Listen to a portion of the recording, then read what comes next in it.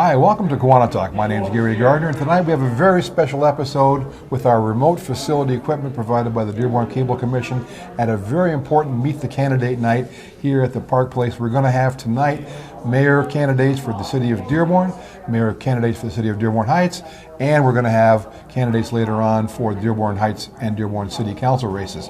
But to talk about this and explain how this has been set up and why we're doing it, we have the president and CEO of the Dearborn Area Chamber, I get that right, Jackie Lovejoy. Jackie, welcome to the show. Gary, thanks for having me again. A delight. Thank you for doing this. It's a public service. We're going to have tonight to meet the candidates. People can get to know them, especially the mayor, especially the city council members.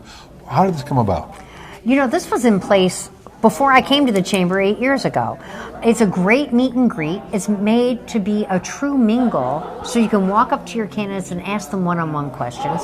I'm kind of lucky I walked into it. And I have to say we're a little lucky with the pandemic, because while we did this virtually in June, because we didn't know we were going to open, we already had it set up. Right. To have it after the primary, we had more than 150 people RSVP tonight. And I always joke, you know, I'm not going to give all my money to a financial rep that I meet online and I don't meet in person. And people want to meet their candidates and talk to them face to face. They're going to get a chance to do that tonight. Yes, yes. That's a great thing. Now you've been sponsored by a number of people. Who's helped sponsor this? Oh yeah, I have to tell you, Comcast always comes to the plate. They have a great government relations arm, and so they came to the plate. ServPro of Dearborn and Dearborn Heights is our community spirit sponsor, and they have a boatload of great good works that they do. They just won Small Business of the Year with the Chamber Choice Awards that we host. And then Hype Athletics came to the table, because this doesn't happen for free, and it's free to the public. So we had appetizers, we had the candidates, and we really had almost 100% turnout of our candidates. That's a very, very good thing. So to get people to know when they go out and make a vote, it's very important to make an informed decision. Again, the League of Women Voters is helping people to do that. Huge help. Their ballots are here tonight. We'll have them at the chamber. They're at all the public libraries. It's a great nonpartisan, nonprofit lineup of all of our candidates and what their platform is. And the Dearborn Area Chamber is not just for candidate nights, it's for a lot of other things. Real quick, in the last minute or so, what does the Dearborn Chamber do for people and the businesses and the community? We're conduits, we're conveners, we're communicators. That's what we do. We make connections for people. And we're a private nonprofit membership organization. We promote each other as members. And so we do everything from retail and restaurant promotion for something like Taste of Dearborn or Shop Small. We do educational seminars. We just had Consumers Energy come and talk about 12 storms, 12 weeks, 6 of them catastrophic. Of course there's infrastructure problems. We haven't seen weather like this before. So that's what we do. We seek to educate and inform. And during the pandemic, the SBA, the U.S. Chamber, PPP through the federal government and all the banks, we referred members and non-members to people who could help them through those hoops and get the aid that they need. Well, Jackie, thank you very much. People want to reach out to the chamber, they can do it on the web by going to DearbornAreaChamber.org. And by telephone, the old way. 313-584-6100. We'd love to have you call. Jackie Lovejoy, President, CEO of Dearborn Area Chamber. Thanks a lot for putting this on. We'll be right back in a little bit with the real show. Thanks. Don't go away.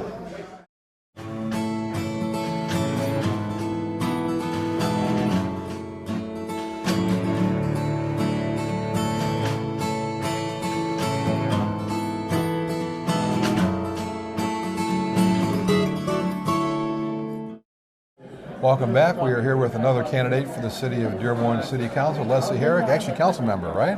Yes, I am. And that's good to have you here. Leslie, what does Leslie Herrick think the big issues affecting the city of Dearborn are, the voters?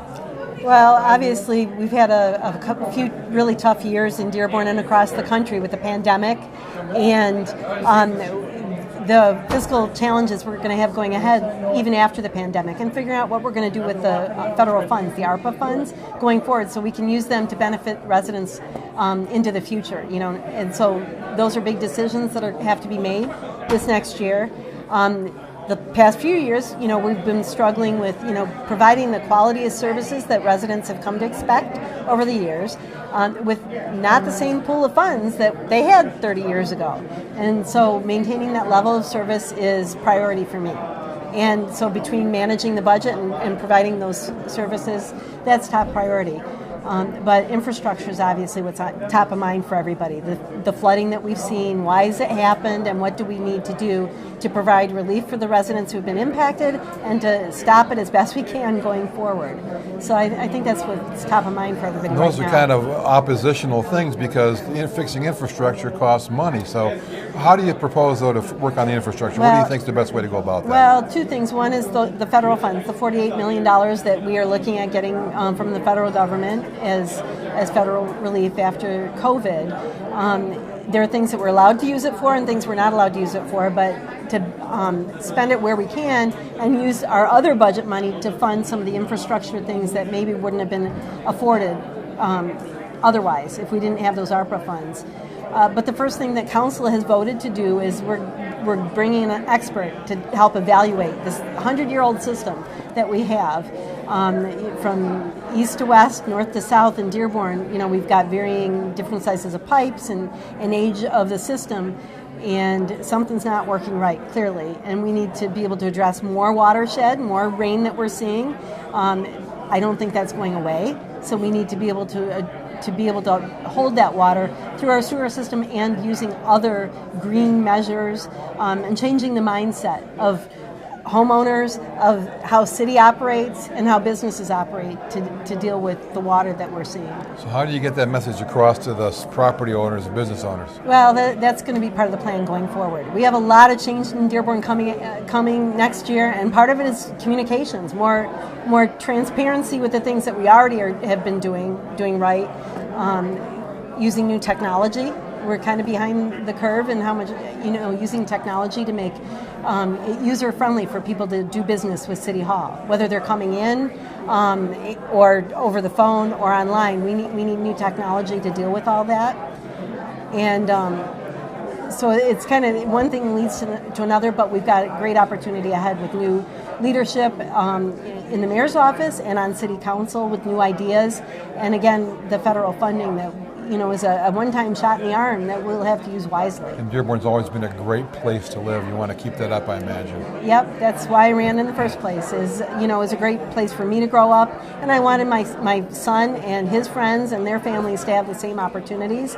A city, we've got phenomenal first response. Our fire and police are top-notch, and we need to keep that because that's the first priority for everybody is their public safety. But that's not all of what a city needs to be for quality of life. So we need to protect our parks and our pools and recreation and our city services, keeping the streets clean, maintaining the look of our neighborhoods, the variety of housing that's available. All of that is what provides quality of life in our city, and we need to maintain that. Well, you've got about half a minute or so to talk to that camera, which is the people of the city of Dearborn. And Leslie Herrick, why should they pick you? Well, one of the things that separates me from any of the other candidates, of course, is that I've been on council for the past 4 years. And people elected me because they wanted to see me serve after having worked for the Dearborn schools and working at Dearborn City Hall and the nonprofit community fund, because my heart is in Dearborn. This is my backyard. And so I have that experience on council. I'm the only council member that's been through training through the Michigan Municipal League for Elected Officials Academy. And so that's given me a broader understanding of city government and how our government operates here in Dearborn and how others do, and the network that I've built to look at what our other cities and municipalities doing in Dearborn. So between that experience and, of course, the volunteer service I've done over the years, I have a great working relationship going back historically with Dearborn, but the lots of friends I've made over the last 4 years as I've worked to get to know the issues across the city and get to know the people who are living in the neighborhoods and the businesses that are operating from one end of the city to the other. It's been my privilege to get to know people that I had never met before and to try and hear their concerns and address those at a city level. Well, Councilmember Leslie Herrick, congratulations on getting this far. Good luck on November 2nd. And keep on working for the city of Dearborn. Okay? Thank you, Gary. I Thank appreciate you. it. Don't go away. We'll be right back with another candidate in just a minute or so.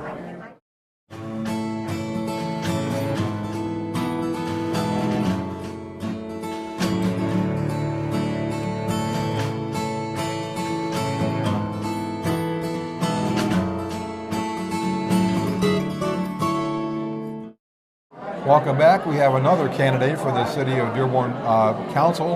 We have Mr. Ken Paris, who is running again for the council. He ran 4 years ago. You got to be diligent and just never give up. That's a great thing. So Ken Paris, what do you identify as the major issues that are affecting the City of Dearborn, and what do you think you can do about them as a council member? Sure. For those of you that may have looked up any information about me, I'm a lifelong resident of Dearborn of over 55 years, but probably more importantly is I served in uniform for 39. I was a Dearborn police officer and a command officer for almost 28 years, and then I also spent time at the University of Michigan Dearborn as the first police officer on that campus, and I ran the day-to-day operations for U of M Dearborn. So I've got nearly 39 years of law enforcement experience. So you know Dearborn, all the ins and outs and all the good places and the not so good places. That's true. But you can only imagine all that time serving in uniform. Really couldn't speak out about issues affecting the city for fear, well, I'm not really going to say retribution, but Don't be afraid career, now. What are the issues that Ken Paris sees right now? The issues right now, number one issue 4 years ago when I ran, and even before then, and now in particular, is the aggressive and reckless driving in the city of Dearborn. I happen to have served a number of years on the Dearborn Traffic Commission, was appointed by the mayor on the endorsement of Police Chief Haddad, and then I served as chair for a number of years, was elected by those board members. Traffic safety is something that can be taken care of if you have the political will to do so. And I'm not talking about going out there and writing a myriad of tickets. Do the least amount of enforcement necessary to get the desired results. But, here's where we have a problem. With all the candidates for running for mayor and running for city council, everybody has talked about the traffic problem and what they feel that they can do to go ahead and resolve those problems. But I have the insight and the knowledge how to take care of it. You've been there, done that. What do you do? That. Accident causation, use the data. Where are the accidents happening at? Where are they occurring? Why are they occurring? And what about verified citizen complaints? Go out and make sure that the complaints are valid. Everybody wants a cop on their corner for the stop signs. You can't do that. You don't have the resources to do that. So you also depend on engineering, and you depend on your consultants to give you valid data that you can go ahead and use those resources in various ways in the city. But here's an important issue too. Not just 4 years ago was I talking about that, but also on the Traffic Commission. I brought to the city, when I was chair and my vice chair, brought some information from Livonia in the city of Ann Arbor about traffic safety programs and getting citizen involvement, how to go ahead and take care of your neighborhoods. Some of this had to do with traffic calming. And part of traffic calming that you're hearing all the rage about now is speed humps or speed bumps. Big difference between speed humps and speed bumps. Okay, but that and the walkability, bikeability, your multimodal transportation plan that the city just incorporated this last year or so, healthy Dearborn, getting people out, just being able to slow down traffic by constricted roadways. Why don't we have the political will to just at least try a pilot program of using speed humps? City of Detroit is $11 million for 4,500 speed humps. They're just putting in 500 to 700 speed humps this year alone. Other communities are doing it. Why can't we just at least try least amount of enforcement, but have the resources to be able to address the problem? Driver's education, holding parents responsible, slow down traffic in any way we can. I don't want to be known as a city like Taylor, Allen Park, some other communities that know that you're going to get a ticket and that's what they're looking for the revenue. I don't want the revenue for the city. I want the citizens to be safe. Let's take care of our community. Sounds like a quality of life issue. It's definitely a quality of life issue. And so we've got about our last 2 minutes. You got a little bit of time. If you want to talk directly to the people of the city of Dearborn and say, here's why they should elect Ken Paris. Sure. And folks, just like as I made mention to Gary here, that I ran 4 years ago because I've got fire in the belly to continue to serve this community. I know I can do it. Here's something that you may not know about me. I go to virtually all the city council meetings. I've missed, I think, just a couple budget meetings over the last 5 years. And that's well before this last cycle of candidates for city council when we were running. I go to the budget meetings, I go to the mayor's briefings, I go to the study sessions. just your mere presence of people before council and other entities within the city, that holds accountable. Your elected officials, let alone your appointed officials in the city. They get to know me. They know what I'm all about because I have addressed some issues before council that are of concerns of mine, let alone the residents of the city. So I'm really committed to doing this. I have not sought any endorsements at all except police and fire. Darned if I do get the endorsement because of my 39 years of service. Darned if I don't because, hey, what's the matter with you? You didn't get the endorsement? But no other endorsements. The only endorsement that I want from the city of Dearborn is the residents to vote for somebody like me because you know that I'm going to take it to heart and try to serve this city to the best of my ability. And I have the gumption to be able to stand up for what's right, doing the right things at the right time for the right reasons. Please vote for me. It sounds to me like Ken Paris will enjoy getting from the peanut gallery to behind the big desk if he makes it to council. Ken, I wish you the best of luck November 2nd. I appreciate it. Very little turnaround time for learning the job. Good luck I to can you. do it Very because I know good. what the process is. We'll be back in a minute with another candidate. Thank you very much. Don't go away.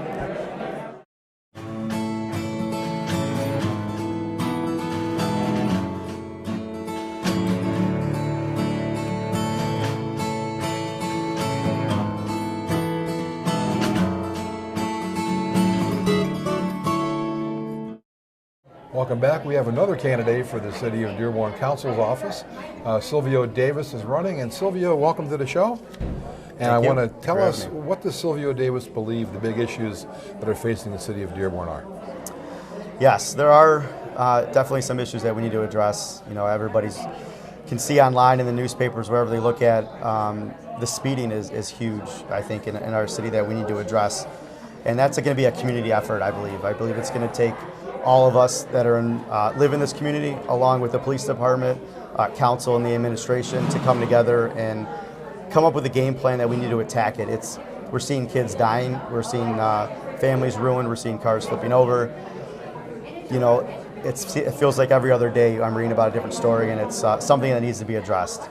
That's one main concern of mine because I live right off Outer Drive. I hear it every night. I have friends and family. I live around Ford Field. I have friends and family that are on Warren. That you know, that's their number one concern is speeding. So that's something that I truly believe in, that we need to address, and it's not going to be one easy solution. It's going to take a community effort.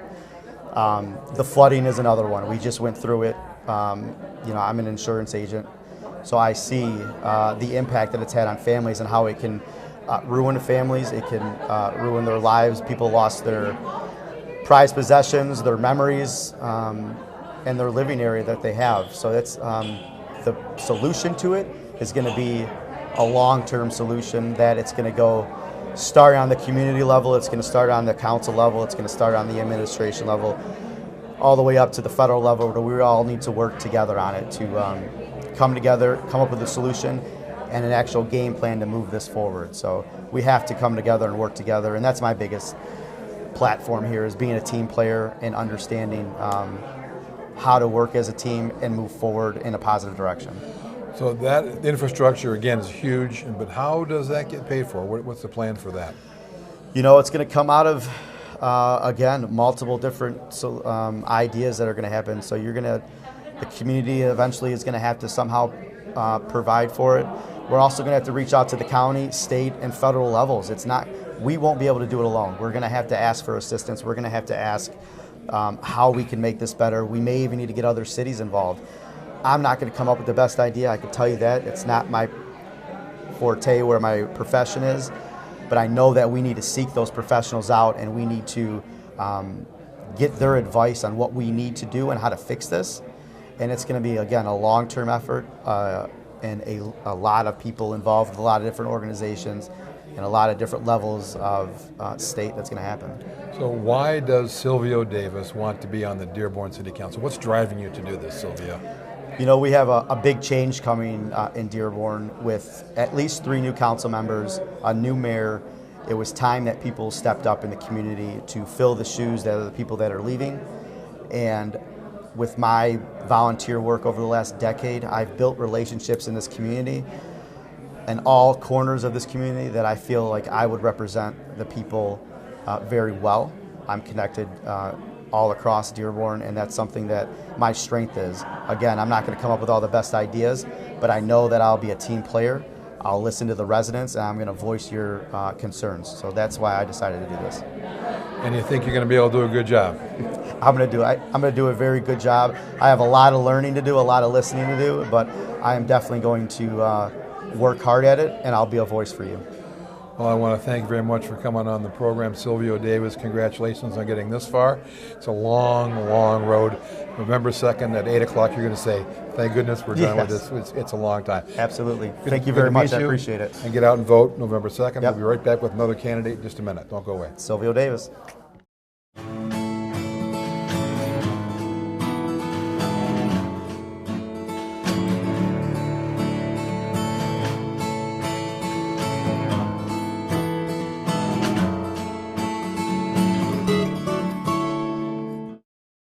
We have a candidate here for the Dearborn City Council, Khalil Othman, running for Dearborn Council November 2nd. Welcome to the program. Thank you. Appreciate it. Khalil, you've been running as a candidate for a while. Congratulations on making it to the finals. But what have you found as the biggest issues? What do you identify as the biggest issues facing the people of Dearborn? Well, there are so many issues that are facing our Dearborn residents, and one of the major issues that we are facing is the crumbling infrastructures that we have in the city, as well as the focus on how to improve youth development programs across the city. These are one of the two main issues, in addition to reckless driving and public safety. That's what drove me exactly why I'm running and putting my candidacy in the table to help Dearborn residents to solve some of these issues. And I can explain more into how... I want to know about the infrastructure. That's the big one. What's up with the infrastructure? So, in my professional capacity, I worked as a disaster recovery manager for Chrysler for almost 4 years. And throughout my time, I understand exactly how to respond to a disaster. What we witnessed in our city for the last decade, since 2014, since that flood that took us in 2014, we haven't not seen any changes whatsoever. The last flood that took place on June 25th, I looked at the disaster recovery plan, and the way the city responded to that disaster, it wasn't well defined. We ended up spending $1.8 million for contractors to pick up our debris. If we had planned ahead of time for such disaster, we will respond much, much better. In a way that we will have pre-signed contracts with these companies with the cheaper rates. They end up charging us triple amount of the money. Second is, if I'm elected as a city council, I will call for an independent investigation to understand exactly the root cause. What actually went wrong? How did it happen? No one knows right now actually what happened. There are a lot of rumors about failed equipments, a lot of rumors about the climate change and stuff like that, but no one knows or understands exactly what went wrong and how can we fix it, unless if we bring a team from the Army Corps of Engineers to understand and tell us exactly what happened. The city council candidates will make an informed decisions how to move forward. Infrastructure comes with big dollar price tags. How do you pay for that? Absolutely, yes. It comes, but till we understand what we're dealing with. Right now we have the $48.7 million coming from our American Rescue Plan. It's money available in the city right now. That's number one. Number two, when we understand the root cause, there is a lot of grants, a lot of federal money, a lot of state money that we can bring to the table. All we have to do is first understand what we're asking for, and how much it will cost, and then if we have the money and the capability to do it, we will do it. If not, we need to be more transparent with the residents. If the city is unable to fight this whatever climate change or amount of rain, we need to be transparent with the residents and tell them every single resident should get insurance plan, sewer backup plan, flood plan, whatever you have, you need to be more transparent with your residents. So we're down to our last 2 minutes or so. If you can tell the people of Dearborn, why is Khalil Othman running for Dearborn Council? Well, I'm committed through this channel, and I really appreciate the opportunity. Every single decision that I will make, it will put Dearborn residents first. every single dollar that we will spend, it will have a return of investment to the Dearborn residents. I'm committed from day one to run this campaign to help Dearborn residents and not any special interest or a political establishment. I can, with my information technology background, bring more innovative and problem-solving ideas to the city. We need technology more than ever, and I'm the only candidate who can bring that mindset and problem-solving approach to the city. I hope I earn your vote on November 2nd. Thank you very much. Khalil Othman, congratulations for getting this far. Best of luck November 2nd. And Thank you very much. Thank you for tuning in. It's easy to get caught up in the details. The day-to-day grind, numb to the noise, going round and round and round. Deep down, there's something missing, a void inside, a hole to fill, a life lacking. Then, in a minute of clarity, it hits you. The aha moment. You're needed. Kids need you. Kids of all kinds. All these funny, rambunctious, sweet, attention-seeking, vulnerable bundles of energy. They need your love and support. Some have huge life hurdles. Poverty, disease, hunger. And they're reaching out for you. Around the corner, around the world. You are a Kiwanian at heart, a role model, a guide, a builder of dreams. Together, we are Kiwanis, passionate and strong, ready to move mountains or grains of sand. Imagine every child reaching their potential. The power to help is in you. It's not about us. It's about them.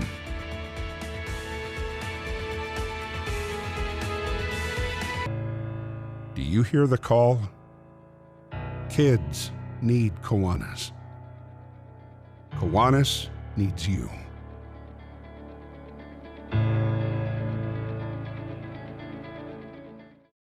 Well, Jackie, this has been a wonderful night. I think the candidates, the people who have been here, everybody's learned a lot. I hope the viewers have learned a lot from the program. What do you want to say? I want to thank everyone for coming out. I'd like to thank everybody for participating and exercising their right to vote and to really get the facts before they go to the polls. I mean, that's what this particular event is all about. And again, we want to thank our sponsors for this evening, the Dearborn Area Chamber, CEO and President. We want to thank Park Place. They did a beautiful job tonight They for more always than do. 150 people. Comcast supported this event, as they always do. ServPro of Dearborn and Dearborn Heights, and Hype Athletics, they just stepped to the plate because we make it free to the public. It's wonderful. It's a great thing. So thank you for sponsoring this. And now it's time to wrap up the show, maybe get a beer. Amen. See you again next time on KiwaniTalk. I'm Gary Gardner. And this is Jackie Lovejoy.